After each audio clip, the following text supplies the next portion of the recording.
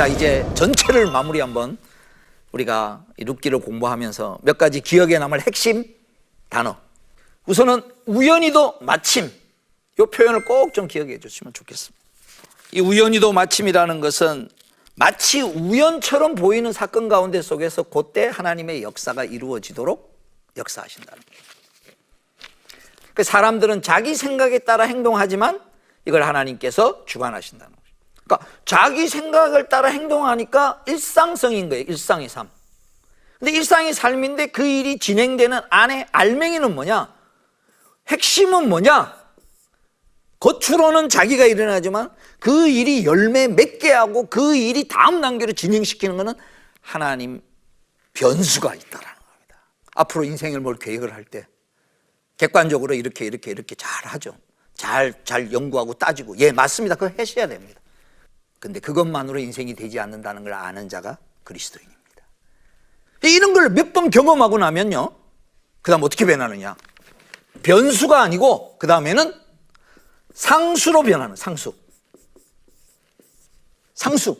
상수는 늘 있을 수 있는. 그러니까 예수를 믿는 사람들이 처음에 하나님 만나고 나면은 하나님 안에서 어떤 특별한 일이나 어떤 특별한 열매를 맺혀질 때, 아, 그때 하나님 도우셨나 보다 하나씩 깨닫다가 보니까 내 삶 전체가 하나님과 동행하는 삶이네.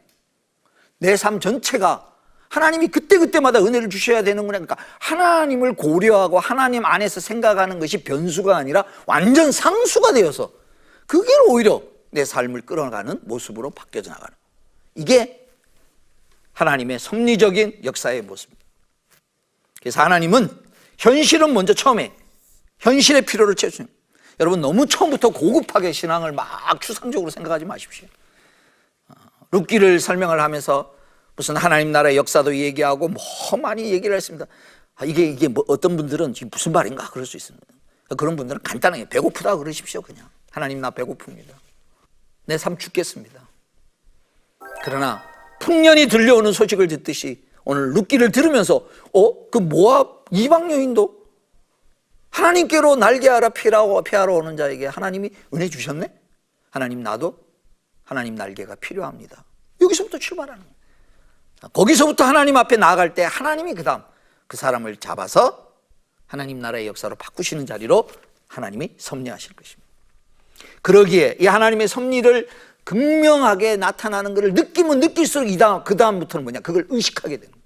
그러니까 내가 의식을 내므로 인하여서 그 결과 하나님이 역사하시는 것에 대하여 내가 더 많이 의지하고 의존하고 생각하는 삶으로 내가 변해져 나가는 거예요. 그러니까 하나님 생각이 많아지는 거죠. 그리고 그들의 어떤 삶을 통하여 두 번째 아주 중요한 또 특징이 뭐냐? 룻기에 나오는 등장인물들의 모두가 뭘 반영하고 있느냐? 서로에게 희생하고 서로의 필요를 채워주는 자비의 모습을 통하여서 어떤 하나님의 자비가 더 기적적인 역사가 이루어지는 매개체가 되고 있다는 거죠. 자, 여기서 이제 우리가 이제 놓치지 말아야 될 건요, 하나님의 자비는 뭘 통해서 나타나시기를 하나님이 즐겨 사용하시느냐? 하나님의 자비는 인생의 자비를 통하여서 더 폭발적으로 나타나기로. 그래서 원수 갚는 거는 나에게 맡기고, 심지어 원수라 할지라도 줄이거든 먹이고, 목마르거든 마시고. 원수를 사랑하는 방법이 뭐냐? 인간으로서, 그러니까 나한테 얼마나 악하게 했느냐 상관없이 지금 그가 배고프냐, 그럼 인간으로서 기본적인 것은 채워주는, 그 정도 자비는 베푸는 사람. 룻기에 나타나는 이런 엄청난 축복이 처음에 룻이 나오미에게 베푼 자비와 헌신, 시어머니를 혼자 보내지 아니하고, 나에게는 나오미 시어머니가 필요 없지만 시어머니에게는 내가 필요하다, 내가 좀 같이 따라가야 되겠다. 그리고 거기에는 어머니의 하나님이 나의 하나님이다라는 신앙적인 동기에서 나오는 모습, 또 그 다음 룻에 대한 보아스가 또 베푼 자비, 이런 것들이 서로 옮겨져서 함께 일이 진행되면서 그 안에 하나님이 축복을 해주셔서 역사하셔서 오벳이 태어나고 하나님의 역사가 이루어지는, 그래서 자비는 자비를 낳는데 그 자비는 마중물이 됩니다. 하나님이 우리에게 기뻐하시는 건 너희는 마중물로서의 삶을 살아라는 거예요. 우리가 전체를 만들어내는 게 아니고 하나님의 자비와 사랑을 끄집어내는 마중물, 그럼 하나님이 마음껏 부어주시는 그런 은혜가 룻기를 통해서 나타나고 있는 것입니다. 다른 사람의 필요를 채워주는 하나님의 자비의 삶을 그럼 우리는 어떻게 살아가며 또 이것이 어떤 결과를 낳을 것인가? 우선 이 시점에서 저와 여러분이 과거를 한번 되돌아보는 시간을 먼저 가졌으면 좋겠습니다. 오늘의 내가 있기까지 나는 나에게 자비를 베푼 사람은 누굴까? 오늘의 내가 있기까지 나에게 기회를 주신 분은 누굴까? 하나님의 은혜는 항상 우리에게 이렇게 얘기합니다. 하나님의 자비를 실천하며 살아라, 그렇게 얘기하지 않습니다. 많이 용서함을 받은 자가 용서할 수 있다. 오늘 우리가 자비의 삶을 조금이라도 시작할 수 있는 것은 내가 내 인생을 돌아볼 때 그때 누군가를 통하여 하나님이 공급하셨다라는 게 내게 느껴질 때 어쩌면 하나님의 은혜와 자비를 경험하는 소중한 삶의 도구가 될 수도 있습니다. 그리고 그러한 역사가 이루어지는 것이 뜻이 하늘에서 이루어진 것 같이 땅에서도 이루어지는 이 땅의 하나님 나라의 모습을 실현해내는 것이 이런 자비의 법으로 이루어지는, 그것도 사사시대에. 오늘 저와 여러분은 지지난 시간에도 말씀드렸듯이 어쩌면 영적 환경이 대한민국은 지금 사사시대 같은 느낌이 듭니다. 근데 하나님의 자비의 법이 실현되는 그 공동체에, 거기에 하나님의 나라는 여전히 강력하게 힘을 발휘하면서 다윗 왕의 계보를 이어가듯이 이 땅의 하나님 나라의 역사의 계보를 이어갈 것입니다. 룻기 전체를 통하여서 마지막으로 행하는 것입니다. 고엘, 기업 물을 자, 자기 힘으로는 어떻게 회복할 수 없는 자, 자기 손으로는 어떻게 할 수 없는 자, 그것을 회복시켜주는 진정한 고엘은 누구이냐? 인생의 진정한 고엘은 우리 구주 예수 그리스도가 되신. 이제 마무리를 하도록 하겠습니다. 룻기 전체를 통하여서 우리는 어떤 삶을 우리는 배울 수 있는가?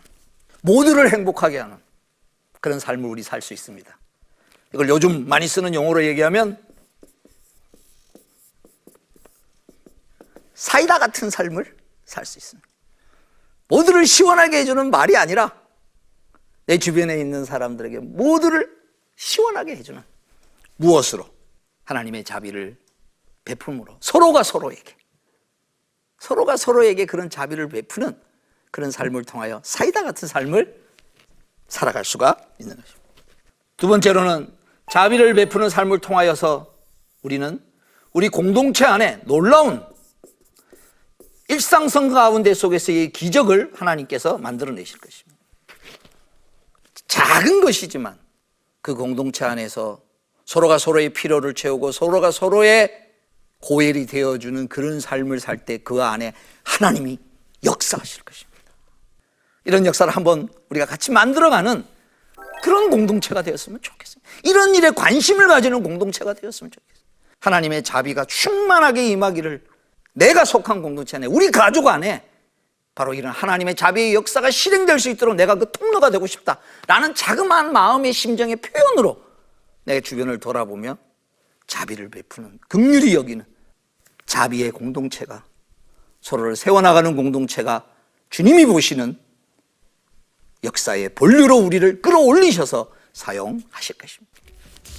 룻기를 어느덧 다 마쳤습니다. 그동안 시청해 주신 여러분에게 너무 감사의 말씀을 드리고요. 저와 여러분이 이 룻기를 통하여서 바로 이렇게 우리 주변에 있는 모든 사람들이 행복해하는 그런 축복의 통로가 되기를 주님의 이름으로 축복합니다. 시청해 주셔서 감사합니다.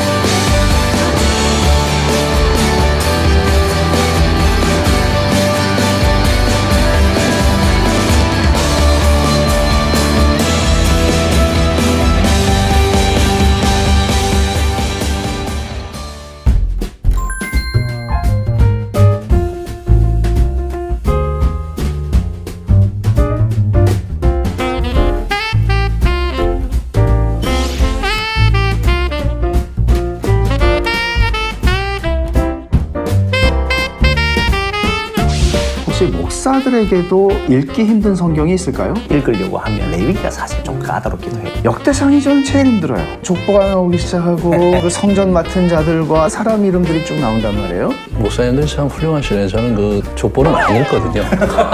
그래도 성실하게 읽으시는 것 같아요. 성경 자체가 단순히 지혜를 얻는 것을 넘어서서 그분이 그 속에 임재하고 우리를 만나주신다는 거죠. 네. 그러니까 하나님이 내가 널 이렇게 사랑해. 나를 사랑하신다는 거 얘기하고 싶으신데 그렇게 못 봐요. 러블레터가 너무 힘들어. 비록 힘든 과정이 있지만 그 자리로 들어가서 러블레터로 읽을 수 있을 만큼 좀 수고를 감당했으면 좋겠다. 이런 말씀들을 성경이 아니고서 어디서 찾아요?